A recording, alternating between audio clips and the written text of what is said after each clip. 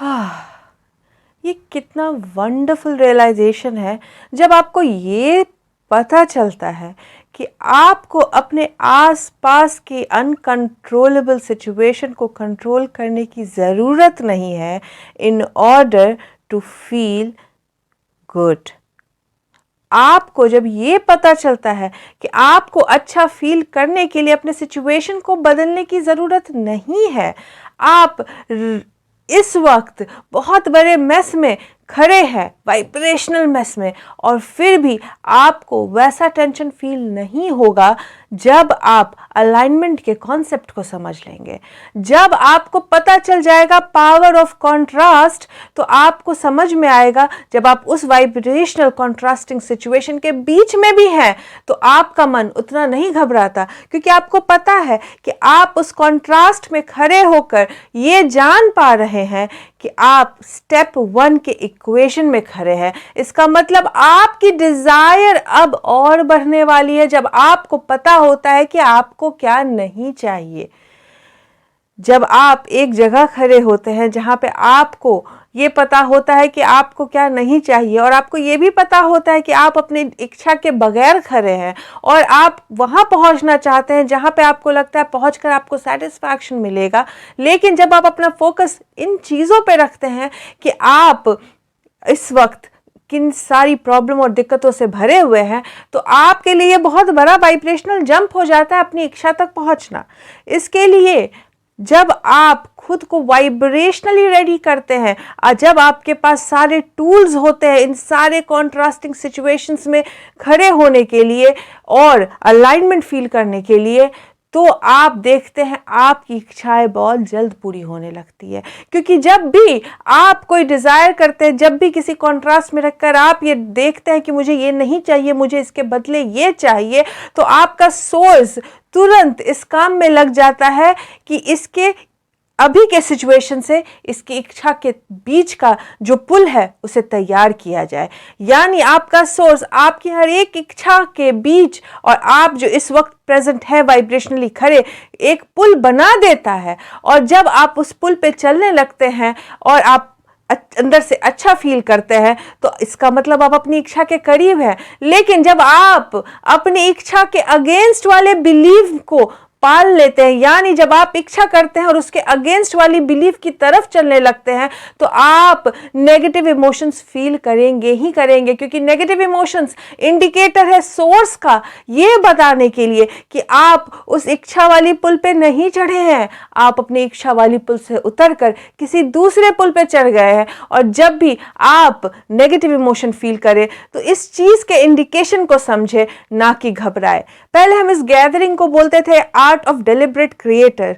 जब लोग आना शुरू किए हमारे इस गैदरिंग में, तो लोग थोड़ा ज़्यादा ही इसको सीरियसली ले लिए और अपने थॉट्स को कंट्रोल करने की कोशिश करने लग गए, जो कि बहुत ही अनकंट्रोलेबल चीज़ है। जब आप अपने नेगेटिव थॉट्स को कंट्रोल करने की कोशिश करते हैं, तो आप एक नेवर एंडिंग बैटल जीतने की कोशिश कर रहे हैं जिसमें आपकी हार निश्चित है। जबकि हम तो कहते हैं अपने इमोशंस, अपने थॉट्स को फ्री फ्लो होने दो और देखो, समझो वो थॉट्स और इमोशंस तुम्हारे लिए क्यों आ रही है। क्योंकि आपके थॉट्स और इमोशन इंडिकेशन है ये बताने के लिए कि आप कहां इस वक्त खड़े हैं रिलेटिव टू योर डिजायर। यानी आप अपने डिजायर के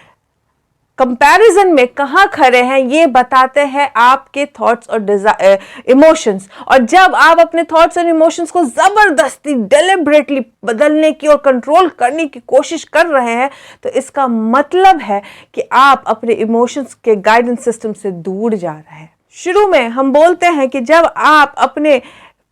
अनसेटिस्फैक्शन वाली चीज़ों पे ध्यान देंगे, जो इस वक्त अनकंट्रोलेबल चीज़ें हैं उस पे ध्यान देंगे, जिसको आप कंट्रोल नहीं कर सकते हैं, चाहे वो आपकी प्रेजेंट सिचुएशन हो, चाहे वो कोई एक ग्रुप की मानसिकता को देख के आप परेशान हो रहे हो, या कुछ इस वर्ल्ड में हो रहा है जिस पे आप अटेंशन दे के परेशान हो रहे हैं, तो धीरे धीरे आपका सेटिस्फैक्शन विदर होने लगेगा, आपका सेटिस्फैक्शन सड़ना शुरू हो जाएगा और आप अपने आप को पाएंगे एक डिससेटिस्फैक्शन के पुल में।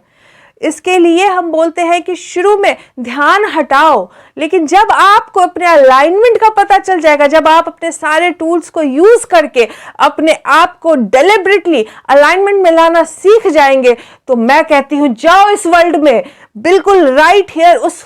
परेशानी में रहो और देखो, खुद के अलाइनमेंट को परख कर देखो, उन सारे नेगेटिव इमोशंस को फील करके भी खुद को परेशान नहीं होता हुआ, क्योंकि इमोशंस सिर्फ एक गाइडेंस सिस्टम है। इमोशंस का मतलब ये नहीं होता है कि तुमने ये फील कर लिया तो तुम्हारी इच्छाएं पूरी नहीं होगी। इमोशन सिर्फ ये बता रहा है कि तुम इस वक्त कितनी दूर हो अपनी मंजिल से, और हम जो अपने इमोशंस को समझना और परखना शुरू कर देते हैं तो हम अपनी मंजिल की तरफ पहुंच जाते हैं। हम तो कहते हैं कि चलो आज एक काम करते हैं, चलो आज से हम आने वाले वीक या इस वीक या पूरी जिंदगी सिर्फ खुद को बोलते हैं कि हम रेडी होने वाले हैं, हम रेडी होने वाले हैं अपने आने वाले कल के लिए। I am ready to be ready to be ready to be ready to be ready. हम बस रेडी होने की कोशिश कर रहे हैं। और फिर आपके दोस्त बोलेंगे क्या रेडी होने की कोशिश कर रहे हो, तो आप बोलोगे मैं अपने सुनहरे भविष्य के लिए रेडी होने की कोशिश कर रही हूं। और आपके दोस्त बोलेंगे आप तुम्हारा सुनहरा भविष्य कहाँ है, तो बस आने वाला है, बट अभी तो कुछ दिख नहीं रहा है। तो आप बोलोगे कि मेरे वाइब्रेशन में दिख रहा है, तो आपके दोस्त बोलेंगे पागल हो गई है ये। बट मैं आपको बोलती हूं दुनिया कुछ भी समझे, खुद को रेडी करना शुरू करें वाइब्रेशनली, और देखें जब आप बिना किसी शर्त के, बिना किसी परेशानी के, राइट जहां आप हैं, नेगेटिव इमोशन नेगेटिव सिचुएशन से घिरे हुए भी, और खुद के अलाइनमेंट को हिलने नहीं देंगे, जब आप अपने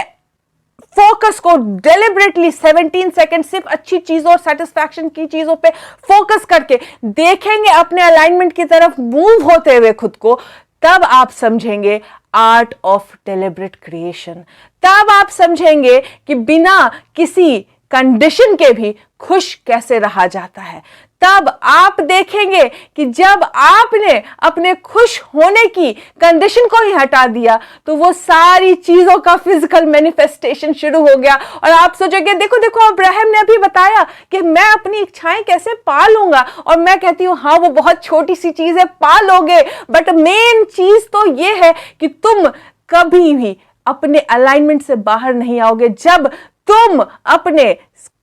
खुशी के आधार को अपने फिजिकल मैनिफेस्टेशन, चाहे वो नेगेटिव हो या पॉजिटिव हो, के ऊपर नहीं डालोगे। तुम जब किसी नेगेटिव सिचुएशन में खुद को पाओगे आज के बाद, तो समझोगे कि ये मुझे मेरी इच्छाओं में बढ़ोतरी के लिए दिया गया है।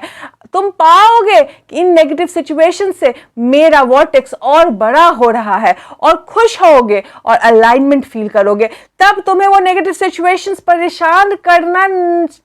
बंद कर देगी, और तुम बस खुद के अंदर एक शांति फील करोगे, क्योंकि तुम्हें पता है कि तुम अब क्रिएटर बन चुके हो। और जब तुम किसी पॉजिटिव सिचुएशन की तरफ जाओगे तो उसको मिल्क करोगे, तुम उसको और जियोगे, तुम उसका हर वक्त हर पल दूसरों के साथ शेयर करने की कोशिश करोगे, क्योंकि तुम्हें पता है कि तुम जितना ज्यादा उसको मिल्क करोगे, जितना ज्यादा उसे थॉट्स में जिंदा रखोगे, वो उतनी ज्यादा बढ़ेगी। तो जब तुम अपने खुशी से कंडीशंस हटा देते हो, जब तुम किसी भी कंडीशन में अपने अलाइनमेंट को बरकरार रखते हो, और जब तुम अपने अनकंट्रोलेबल को कंट्रोल करने की कोशिश बंद कर देते हो, तो तुम्हारे वॉर्टेक्स से चीजें निकलकर तुम्हारी रियल लाइफ में आनी शुरू हो जाती है।